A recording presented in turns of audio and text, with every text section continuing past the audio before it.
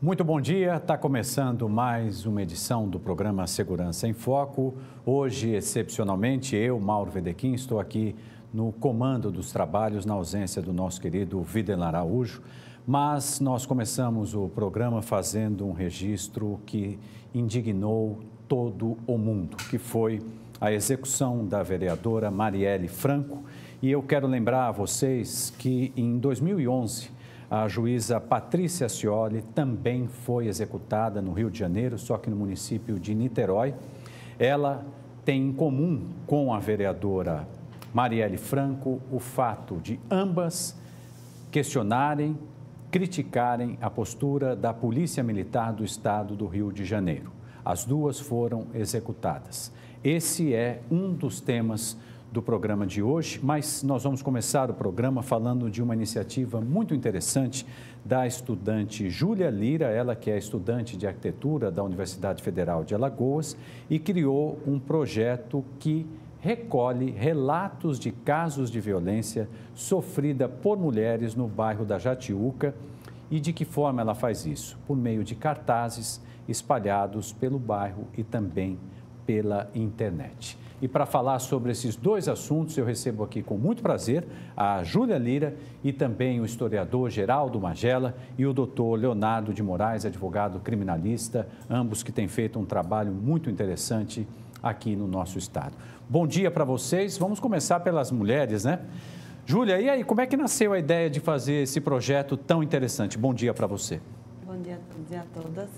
A ideia desse projeto surgiu como parte do meu trabalho de conclusão de curso da faculdade. Eu faço arquitetura e urbanismo e, enquanto mulher moradora do bairro da Jatiuca, eu achei importante pensar a cidade, que já é o meu estudo na faculdade, a partir da perspectiva de gênero, pensando como que essas mulheres se portam e como os medos, quais são os medos que elas passam nesses espaços. Ao estudar historicamente a construção dessas cidades, a gente percebe que ela sempre foi feita para e por homens, porque, historicamente, essa mulher esteve invisível na cidade e, consequentemente, no poder. Então, as tomadas de decisões foram sempre feitas a partir da perspectiva masculina, acaba refletindo nos espaços públicos. Júlia, e o resultado do que você tem obtido até agora te surpreendeu negativamente? Infelizmente, sim, né? Porque, à medida que o projeto tem resultados e muito rápidos, né? Quando eu coloquei os cartazes, em menos de 24 horas, já teve uma resposta absurda das mulheres, dizendo que, de fato, elas têm medo desses espaços. Isso acaba mostrando o quão alarmante que é a situação da mulher na cidade. Porque, além dos medos comuns que a gente passa, que qualquer cidadão passa na cidade, que, de fato, Maceió é uma cidade muito perigosa, a mulher tem o medo da violação, que é o medo do assédio, é o medo do abuso, o medo de casos de violências que ocorrem também no espaço doméstico, mas que está historicamente atribuída a ela. Magela, essa proposta da Júlia é muito interessante, essa maneira que ela encontrou de chamar a atenção a algo tão evidente nos dias de hoje, né? Bom dia. Bom dia. Realmente é um caso que a gente precisa estudar com mais detalhe, essa proposta e esse trabalho mesmo, que é o trabalho de conclusão de curso da Júlia, sobretudo a Prefeitura de Maceió e a polícia. Agora já tem a ronda no bairro aqui na Jatiuca, por exemplo, aqui na Amélia Rosa. Ontem eu caminhando, encontrei vários policiais andando. Então o Coronel Maxwell, que é o comandante aí desse projeto do Ronda no bairro, seria interessante levar essa discussão para dentro da polícia, dentro da corporação. E como a polícia se portar a partir desses locais já identificados pela Júlia e de outros que a população venha a identificar a partir desse trabalho acadêmico, mas que de grande importância e relevo para as mulheres e para a segurança pública do bairro e da cidade de Maceió. O que a Júlia falou não é de se menosprezar. A Maceió continua sendo uma das cidades mais violentas do mundo e uma das 3 mais violentas do Brasil, pelo menos das capitais. Então, esse é um ranking macabro, mas ele existe. Nós vivemos dentro dessa cidade e queremos viver bem e que as pessoas se sintam bem e seguras na cidade. Nós temos aí fotos que ilustram essa nossa conversa. São fotos, né, Júlia, da sua ação, de lugares onde você já espalhou, digamos assim, essa iniciativa tão interessante, né? Aí. Doutor Leonardo, muito bom dia. A gente tem que aplaudir o que a Júlia está fazendo, né? Bom dia, Mauro. Bom dia, Magela. Bom dia, Júlia Lira, né? Nos conhecemos agora, acho que nos vimos pela primeira vez, né? Eu sou sempre um entusiasta de qualquer movimento que seja feito para não só destacar a mulher em âmbito social, como também para revelar o passado de esquecimento e de opressão a qual elas foram sempre atingidas. A gente passa um momento interessante, inclusive em alguns poderes, Júlia.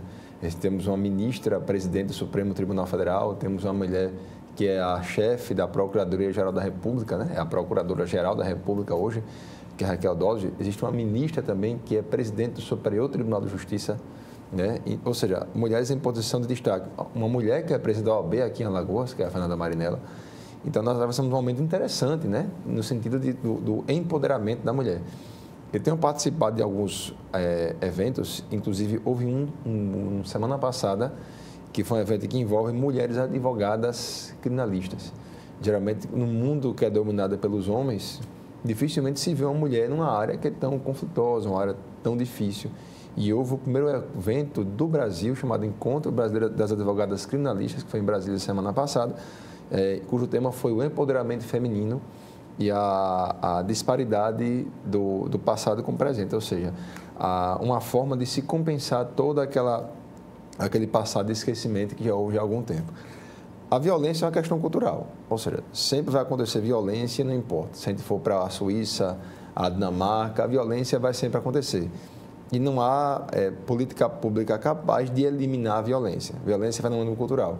Infelizmente, nossa sociedade seja mais odierna possível, com o IDH mais alto possível, sempre vai acontecer crimes de âmbito sexual, por exemplo, lesões corporais, em que geralmente entre casais a mulher, em regra, ela é a vítima. E o que é que pode ser feito para reduzir isso a níveis suportáveis? O que pode ser feito é não só a campanha da educação, como também, se for possível, uma clonagem de outras Júlias. O seu trabalho é um marco para a gente, enquanto sociedade, enquanto advogado, enquanto profissional. A faculdade a qual você é vinculado é a UFAL, deve conhecer a professora Elaine Pimentel. Pronto, então, uma pessoa que é muito querida por nós, né? Possivelmente hoje é reconhecida como a maior professora de criminologia de Alagoas, quem sabe do Nordeste, que tem uma ligação muito grande com as feministas do Brasil inteiro. Inclusive, é uma amiga virtual, chamada Soraya Mendes, não sei se você conhece também, né? Então, eu acho que o seu trabalho é fundamental para revelar aquilo que nós sabíamos. A diferença é que você faz isso com critérios científicos e serve para revelar o quanto nós precisamos ainda evoluir acerca da igualdade entre direitos, né? A igualdade entre homens e mulheres, sabendo que eu sou professor da Faculdade de Direito já há 12 anos e eu percebo que a maioria dos meus alunos são mulheres. Então, normal é que o jogo ele venha a ser virado, ou seja, as mulheres venham a dominar o cenário jurídico, o cenário da sociologia, né? E, enfim, de outras ciências, né? Eu costumo dizer sempre que se tivéssemos em algumas posições estratégicas mulheres, quem sabe a gente não estaria hoje em um nível tão alto de violência, de corrupção, de uma autoestima mais baixa, né? De uma paz de espírito diferente, tanto em âmbito social como em âmbito político, jurídico e assim por diante, né? Então, tenho muito a agradecer sobre o produto do seu trabalho, do seu esforço intelectual e o que você fez em relação ao empoderamento feminino, mostrando, infelizmente, a violência que assola o nosso Estado. Ô, Júlia, que ganhou uma dimensão maior do que você imaginava no início, quando você imaginou, porque no meu tempo falava TCC, né? Nem sei se hoje em dia é assim, mas você imaginava que ia ter essa dimensão, essa repercussão? Não, eu não imaginava que fosse ter essa repercussão. Inclusive, eu não imaginava que fosse ter uma resposta tão grande de mulheres, porque a estratégia que eu utilizei foi utilizar o anonimato da metodologia de escuta anônima dessas sujeitas para poder receber essas narrativas. Porque, por exemplo, aqui na Jatiuca existe uma delegacia da mulher e ao ir lá e procurar saber sobre esses relatos, né, dessas mulheres, eu percebi que não existe nenhuma denúncia de fato registrada de ocorrências de assédio ou de algum tipo de violência nos espaços públicos daqui do bairro. Ao mesmo tempo, quando eu coloco esses cartazes e quando eu faço, né, também um mapeamento colaborativo online que eu fiz solicitando dessas mulheres esses relatos, foram inúmeros os casos e dos mais diversos tipos, entre aspas, de mulheres, né? Porque, por exemplo, de fato também acredito que as mulheres negras sofrem diferente das mulheres brancas, porque historicamente também houve processo de escravidão e as mulheres trans também vão sofrer de uma forma diferente e isso também está presente nos discursos delas. Só que não está denunciado, não está registrado e, portanto, tudo isso acaba passando batido. Talvez essa é a importância do trabalho, mostrar que não está sendo registrado, mas que está ocorrendo. E a gente sabe, mas acaba evitando sempre de falar sobre. Magela, será que essa cultura a que se refere o doutor Leonardo é que afasta essas denúncias, o medo dessas mulheres de imaginar que nada vai mudar? Não, acho que é um misto, né? Da ineficiência do Estado. O Estado, por exemplo, você tem 2 delegacias das mulheres. A efetividade dessas denúncias, quando ocorrem, nem sempre as mulheres têm a resposta almejada, desejada, por exemplo, né? Então, se você tem um Estado desaparelhado, por exemplo, a Secretaria da Mulher, você tem aqui um núcleo, aqui ao lado da nossa televisão, você tem um núcleo que seria o núcleo, que é até o centro Jared de Viana, etc., que era para cuidar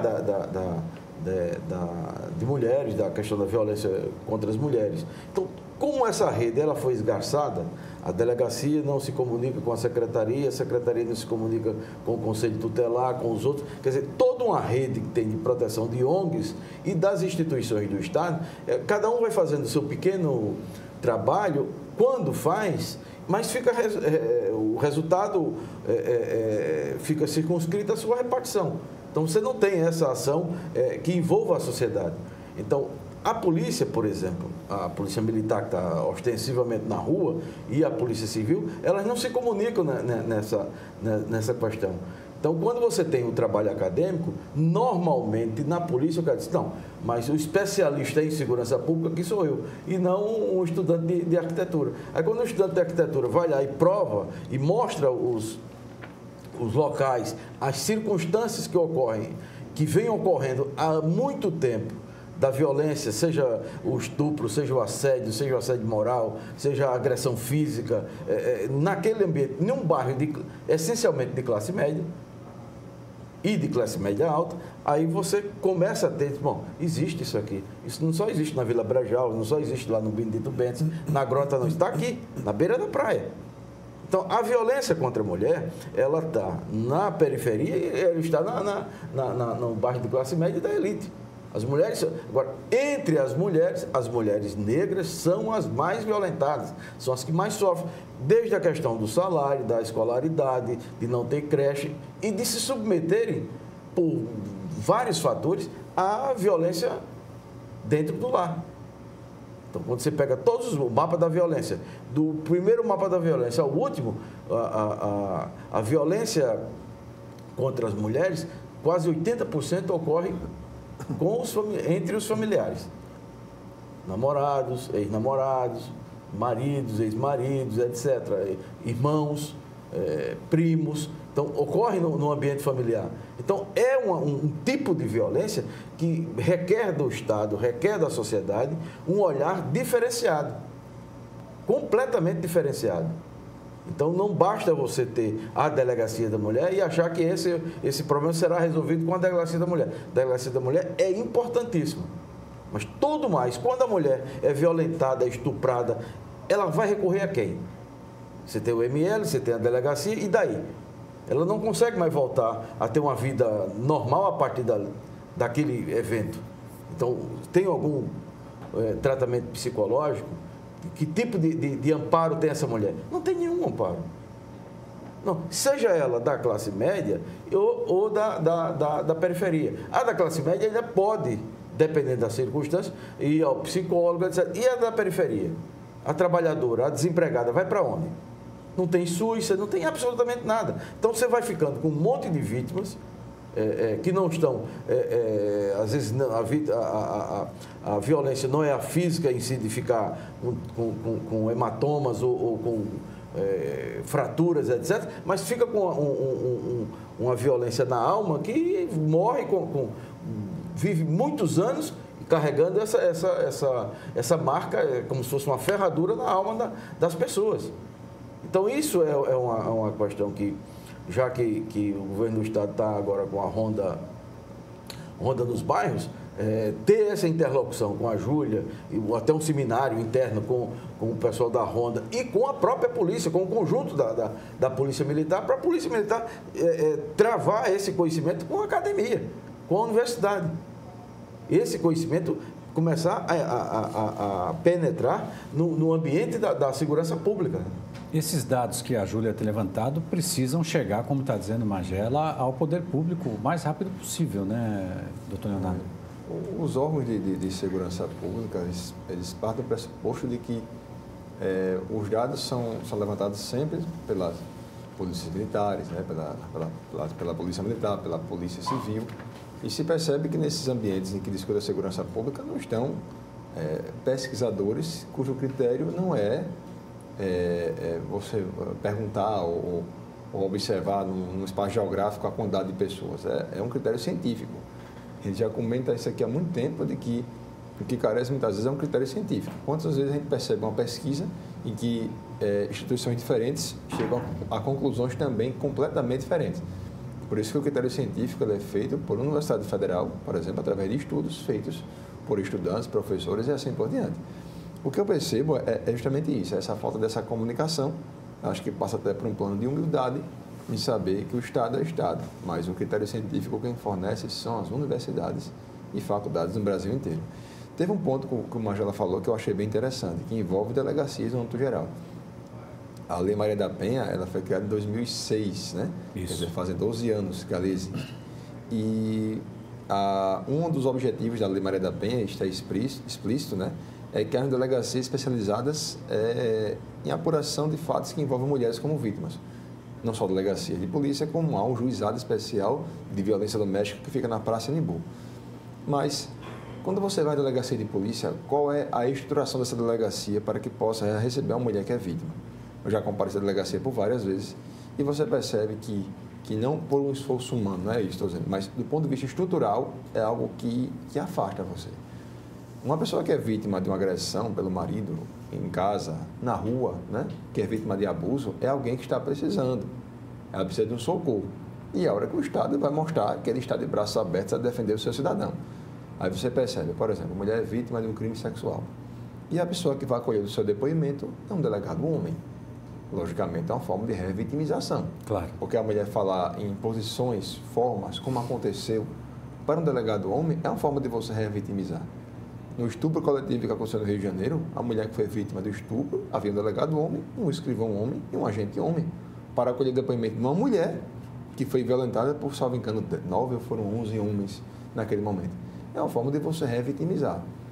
A estrutura da delegacia de polícia, do ponto de vista físico, ela é preparada para receber alguém que sofre esse tipo de violência. Uma coisa é você comparecer a um local em que haja paredes pintadas, um lugar que será agradável para que você possa expor o que você sofreu. E você vai a um local em que é muitas vezes dominado por homens, que é normal, mas dominado por homens, mas não deveria ser em relação às mulheres. Né? É um local em que a parede não é pintada, que não há um mínimo de marejamento, né? De ventilador ou uma sala adequada. A pessoa que vai colher depoimento não está preparada para colher depoimento. Teve um caso, até, Júlia, que chamou a atenção no Canadá. Havia um juiz canadense que foi julgar uma mulher que afirmou que havia sido estuprada numa festa. Estava numa festa, bebeu um pouco mais e falou que foi violentada sexualmente por alguém. Só que as perguntas que o juiz fazia, perguntava o seguinte: qual era a roupa que você vestia? Você dançava muito? Você estava fazendo danças sensuais para o rapaz? Ou seja, de alguma forma, ele colocou a culpa na própria mulher, claro, pelo fato de ela ter sido violentada. Isso é um absurdo. Consequência para esse juiz, ele assumiu o erro, pediu perdão, fez curso com feministas para aprender a lidar com esse preconceito, afirmou que errou, sinceramente pediu perdão. Qual foi a consequência? Ele foi exonerado do cargo.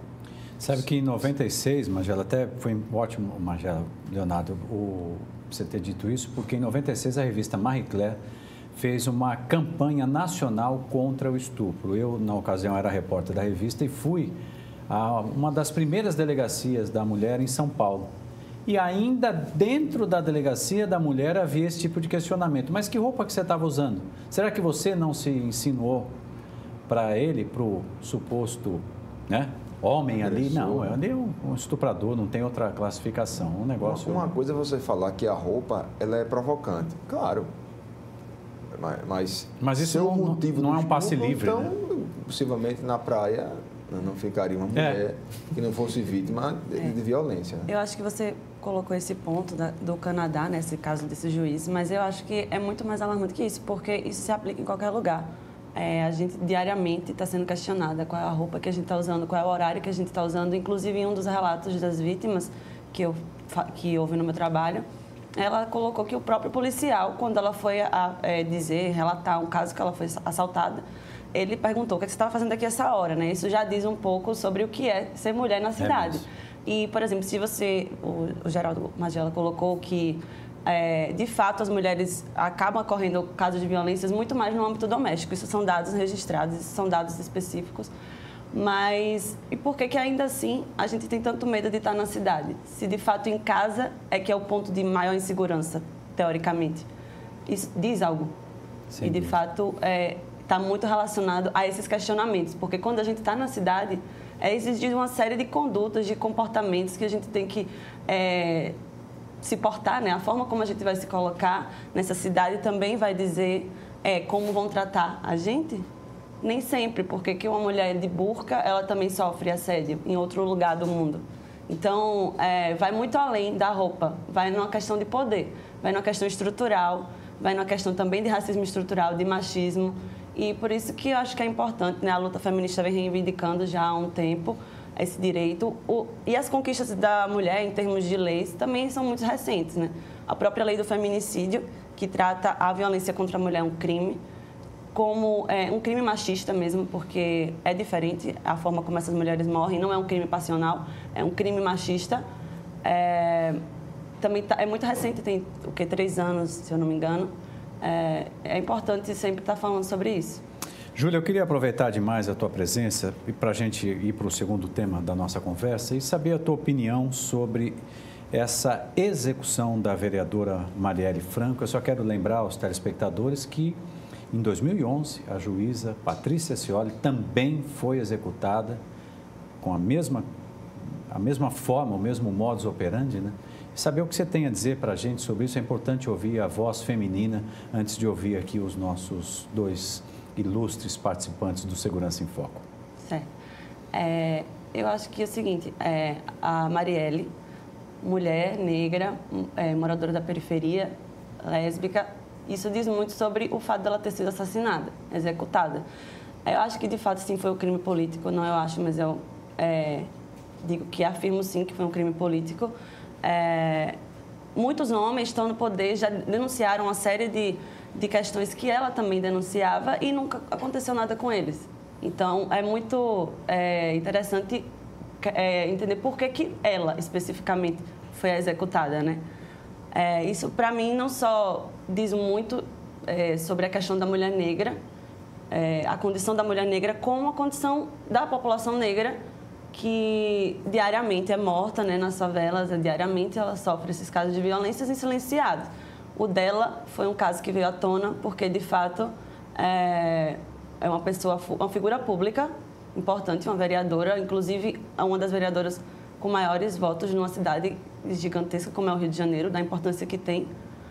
Eu acredito que fica como um exemplo de mulher, né, para a luta feminista, para a luta dos direitos humanos, e realmente é uma lamentação a perda dela. Magela, é um caso que se soma a tantos outros. Agora esse da vereadora Marielle Franco, você que tem uma vasta experiência, viu, leu e sabe de tudo isso, que você acha, principalmente no momento em que o Estado do Rio de Janeiro está sob intervenção na segurança pública? O que você pode dizer para a gente? Nós aqui no Segurança em Foco, é muito raro uma semana que a gente não aborde algum caso, algum problema, ou dê como exemplo negativo o Rio de Janeiro. Né? A questão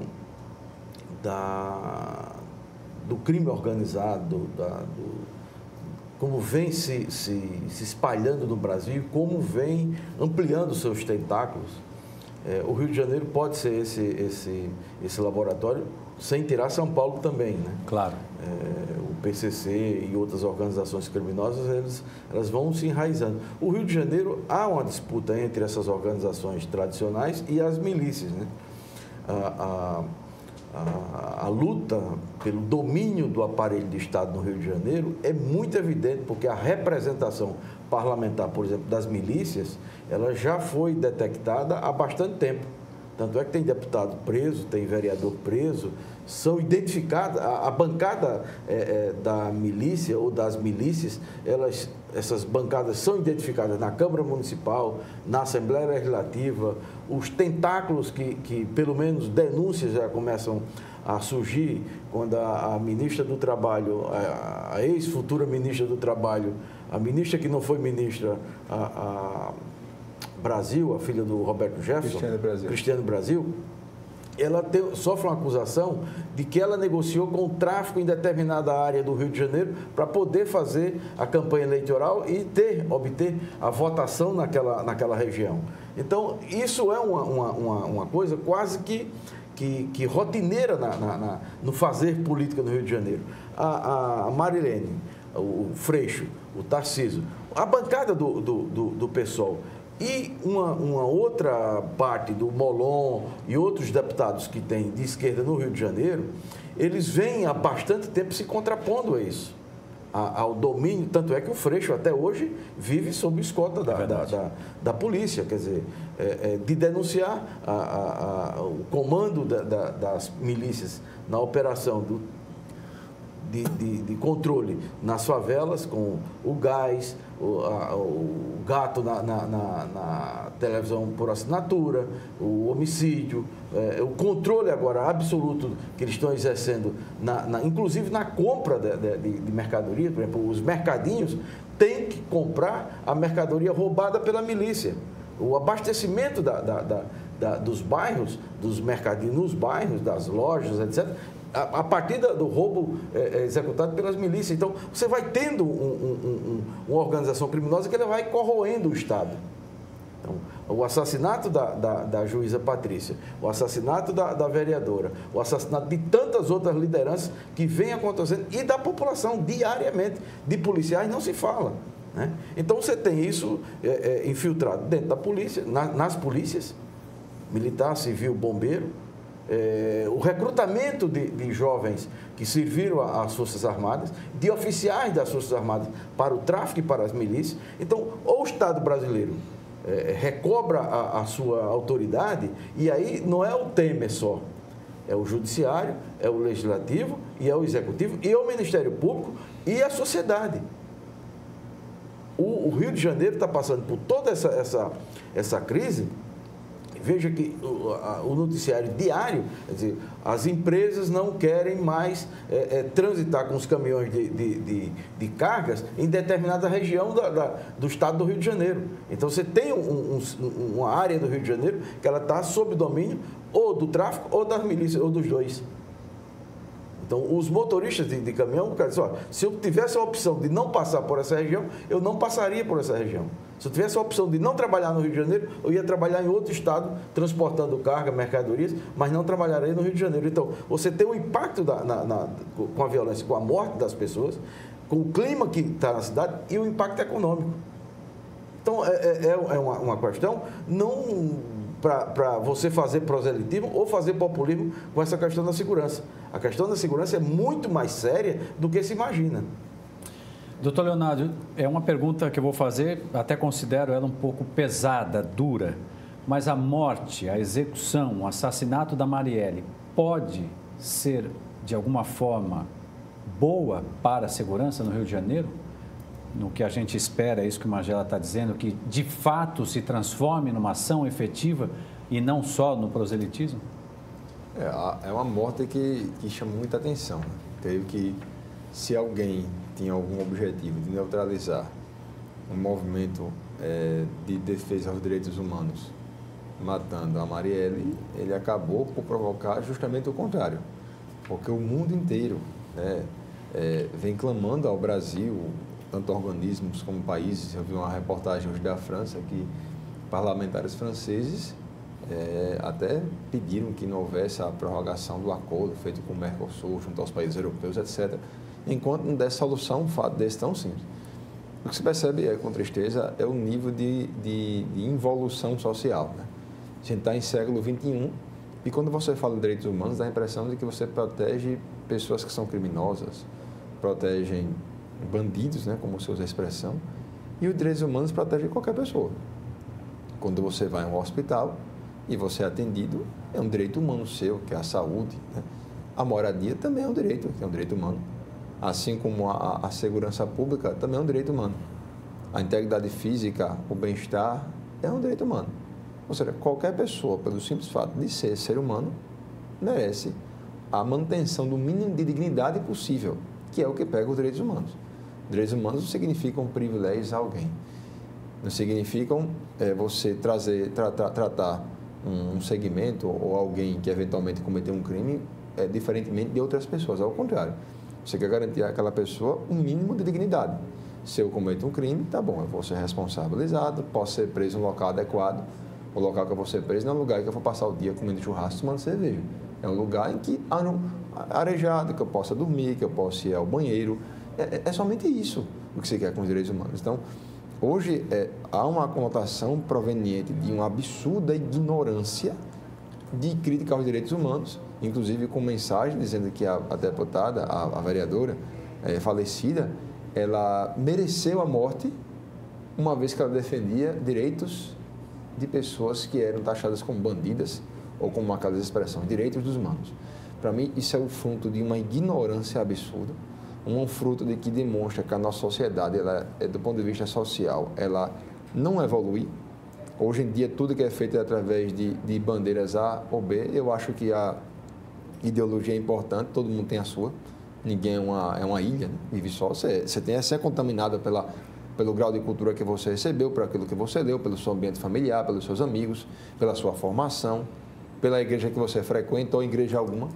Mas eu creio, Mauro, que haja uma questão muito mais ligada a uma ignorância, né? Sobre as consequências, eu creio que haja, em todo mal, em toda tempestade, há sempre algo positivo a ser levado em consideração, né? Para evitar com que isso não aconteça mais, ou que reduza, ou pelo menos que chame a atenção para que as pessoas realmente compreendam o que significam os direitos humanos, que é um direito que afeta qualquer pessoa, do mais rico ao mais pobre. Agora, veja, boa parte dessa crítica esse comportamento bárbaro nas redes sociais,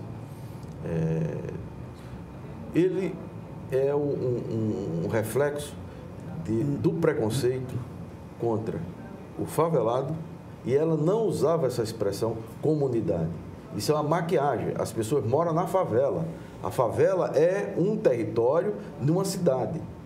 Ninguém mora numa comunidade. A comunidade é a cidade, nós moramos em comunidade. Claro. É o comum, é o ambiente. A favela, que ela nasceu lá, o complexo de favela, o conjunto de favelas da Maré, ela tratava a favela como uma favela, como um ambiente. E ser negro, ser pobre, morar na favela é uma criminalização por si só. O fato dela ter saído da favela, ter estudado, ela é produto do quê?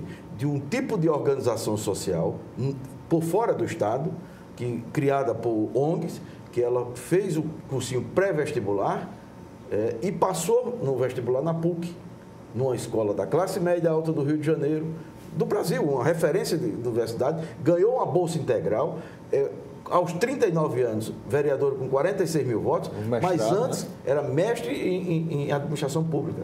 Então, essa ascensão dessa negra favelada que saiu de lá e que foi lutar e morreu lutando para que os seus irmãos, os nossos irmãos que moram na favela, que são negros, que são pobres, que são trabalhadores ou que estão desempregados, são trabalhadores e momentaneamente estão desempregados, que não tem creche, que tem filho. Ela teve filho aos 17 anos, que é o comum da jovem, da mulher da periferia, inclusive em Maceió.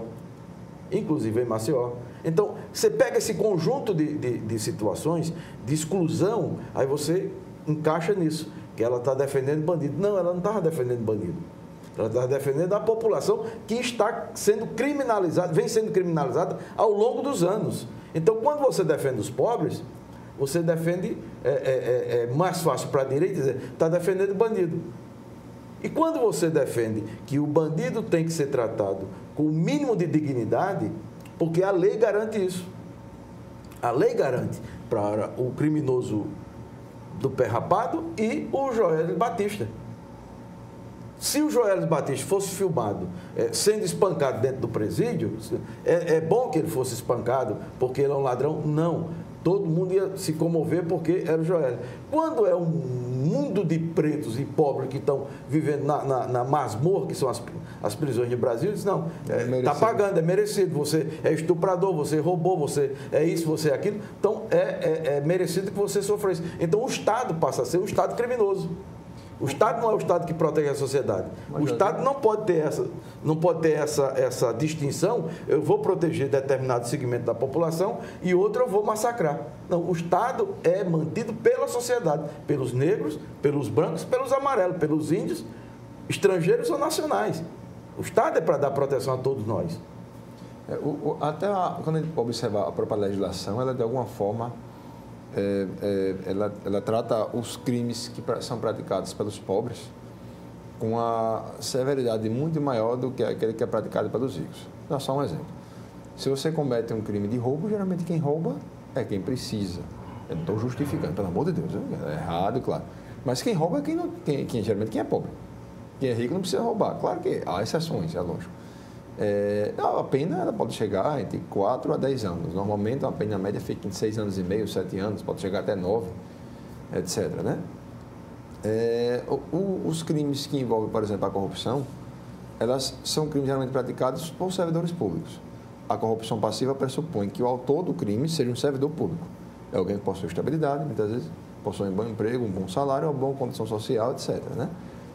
A pena que se aplica à corrupção passiva, ela começa com 2 e vai até 12 anos.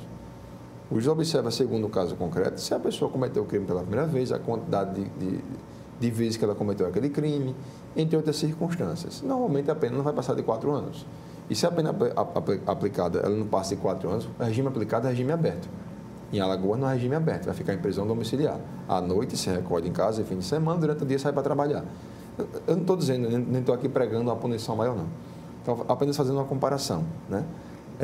Entre crimes praticados pelos ricos, o espectro da pena ela pode chegar a mais, mas a pena mínima é muito baixa. E é normal que você pratique o crime e a pena se aplica ao mínimo, não ao máximo.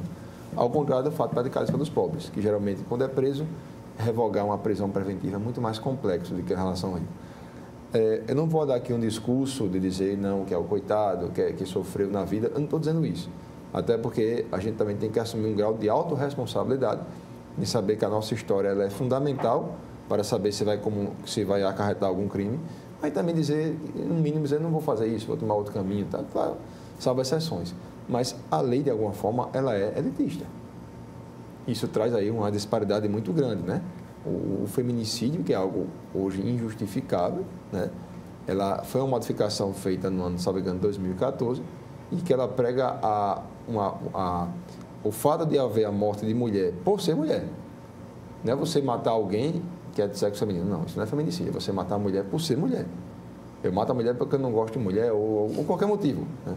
Então, essa diferença da legislação também vai desembocar nessas disparidades tão grandes. Se ele percebe, do ponto de vista objetivo, a quantidade de pessoas que são presas possuem baixa escolaridade, são pessoas que são pobres e são pessoas que são de pele escura. Nem sempre as pessoas que se encontram presas são aquelas que fazem parte da elite. Então, isso é visto aí, para mim, com uma certa tristeza, não em relação à quantidade de massificação do presídio. Para mim, Existem outras formas de você poder, não necessariamente você prender alguém, porque a prisão sempre tem que ser a último lugar, a última forma de você punir alguém.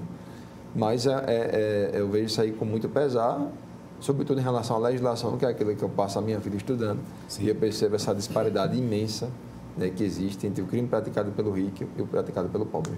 Júlia, é interessante ouvir os dois. Acho que a gente tira algumas conclusões, né? A questão da corrupção, o mal que faz ao nosso país em todas as esferas e o quanto a educação faz a diferença no desenvolvimento e até mesmo no sentido de quebrar essa questão cultural da violência contra as mulheres. Né? Isso. Eu queria só pontuar mais uma questão. Fique à vontade. Que é a forma como a Marielle foi morta, né? Essas pessoas diariamente, como vocês falaram, de fato, a população negra, a população pobre é a que sofre, né, os casos de violência. Quando a gente vê os números, por exemplo, aqui de Alagoas, a gente vê números assombrosos de violência que eu particularmente não vejo. Né? Eu moro na Jatiuca, um bairro, como a Magela já falou, de classe média alta, e não me atinge. A Marielle foi morta no centro do Rio de Janeiro, que é uma das maiores cidades do Brasil, de maneira totalmente exposta. Não houve quase que um disfarce de como foi feita essa morte. E isso foi, como posso dizer, um recado que eles quiseram passar. De fato, Marielle incomodava. Ela, não só por ser uma militante de esquerda, por ser uma mulher negra no poder, que de fato isso não é uma figura que a gente está acostumado a ver, né, com tamanha repercussão, com tamanha força que ela tinha, dentro de um contexto de intervenção militar que está acontecendo no Rio de Janeiro. A Marielle morreu, de fato, para passar esse recado. A população negra sofre diariamente, mas vai continuar esquecida. A gente está falando dela, de fato, por ela ter sido uma figura pública. E falar também, como você falou, da questão do direito, da criminalização dessas pessoas, dizer que diariamente diversas pessoas acabam cometendo crimes e pessoas que, moradores do meu prédio, moradores, né, com o meu convívio, com certeza também fazem crimes, não só de corrupção. A população pobre, ela comete, de fato, crimes, muitas vezes por necessidade, e isso está muito mais presente na nossa vida do que a gente pensa. Júlia, eu queria que você deixasse os teus contatos também, aproveitar que você está com a palavra, para quem quiser ter mais informações do projeto, até mesmo de você, fique à vontade. Não sei como é que você está se comunicando com as pessoas, redes sociais, fique à vontade. Certo. No caso, eu tenho meu Instagram, né, que é julialira1, mas no caso, estou me comunicando mais pelo site diretamente, porque acredito que essas mulheres não vão falar diretamente comigo. Então, de forma anônima, elas conseguem deixar os seus relatos no site, que é sermulhernajatiuca.wixsite.com/pesquisa. E a partir dali você pode colocar seu relato, dar seu depoimento. Tem um questionário onde você pode explicar, de fato, onde você tem medo na cidade. Leonardo, a gente vai já para a reta final desse programa, que hoje, excepcionalmente, tem aqui a minha participação. Eu queria ouvir as tuas considerações finais em relação a esses dois casos, né, dois fatos que nós trazemos aí para o debate. O projeto da Júlia, estudante ainda, mas com essa ideia fantástica que, como disse o Magela, precisa ser multiplicada, né? E, infelizmente, sobre o caso da Marielle Franco, vereadora do PSOL, negra, favelada, e vítima de 4 tiros na cabeça. Primeiro, agradecer a oportunidade, né, de ter até esse contato com a Júlia, né, e tentar passar até os amigos, tanto da faculdade, né, quanto advogados, etc., né, que é muito o meu mundo, né, para que você seja ouvida, né, e tenha um conhecimento mais profundo acerca da sua pesquisa, né. E o segundo, em relação à vereadora, é lamentar muito essa morte.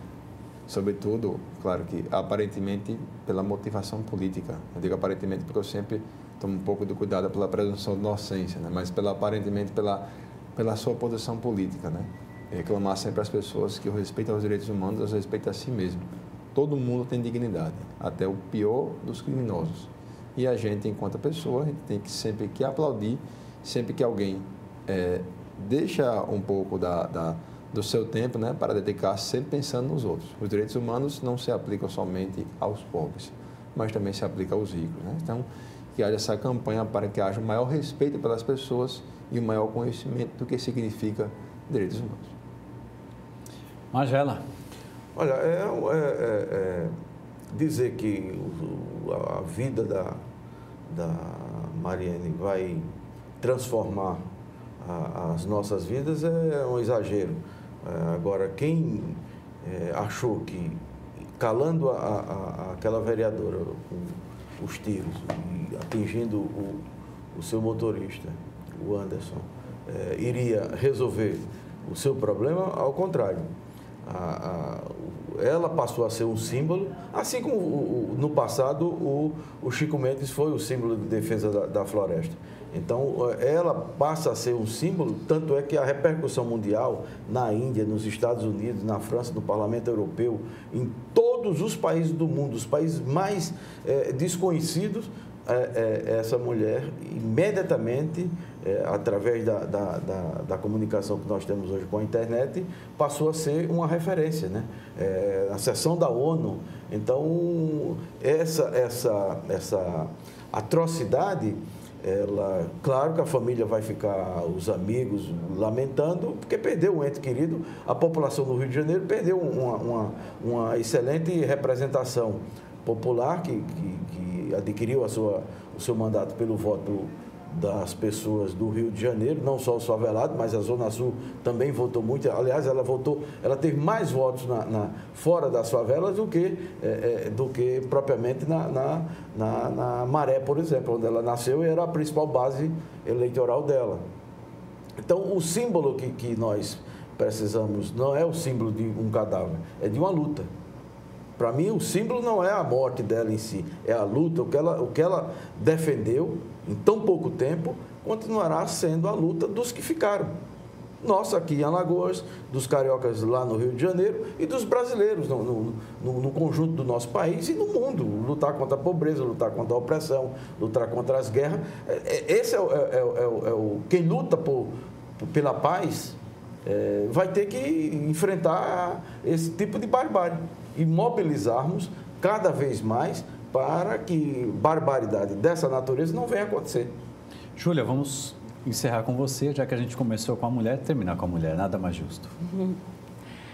Primeiramente, eu queria agradecer a oportunidade, né? Acho que é importante divulgar o meu trabalho como forma de incentivar outras mulheres a também trabalhar nesses espaços e até um convite para a gente pensar formas de trabalhar para além do trabalho científico, né? Da gente se juntar mesmo, de trabalhar junto e pensar essas questões. Eu também lamento a morte, né, da Marielle. Admiro muito a forma como ela defendeu o que eu também defendo, né, aqui em outro lugar, em outra cidade. E acho importante também falar que a forma como foi retratada a morte dela na mídia, eu acredito que ocultou um pouco o fato dela ter denunciado o que ela denunciou, o fato dela ter citado a postura da polícia, acaba colocando ela como mais um caso de assassinato e tira o cunho político da morte dela, a questão também machista e racista mesmo, que envolve o caso. Então, eu acho que ela fica, né, não como luto, mas como luta, e que a gente consiga, de fato, se unir e se mobilizar para mudar essa dimensão política, dessa dimensão militar que está acontecendo no país. Muito bem, quero agradecer demais vocês três, dar parabéns aí ao trabalho que os três desenvolvem. A gente vai terminar o programa agradecendo vocês mais uma vez e prestando uma homenagem a Marielle com um vídeo que a gente vai exibir a partir de agora. Muito obrigado. A partir de sexta-feira que vem, o Videlan está de volta às 9h30 da manhã com mais uma edição do Segurança em Foco. Fiquem com Deus, boa semana. Hoje saí do banho e a luz piscou. Vi na janela uma chuva. Lembrei da TV queimada, mas mal sabia que o Rio de Janeiro chorava. Mais uma mulher assassinada. Não apenas uma mulher, mais uma mulher, mais uma militante. Marielle movia. Move e moverá. Hoje sua voz ecoou ainda mais alto, enquanto o Rio só pensa em chorar. Executada a sangue frio, não mais que de repente, foram 4 tiros em sua mente. Gente, parem de matar a gente. Esse assunto é urgente, Marielle. Presente.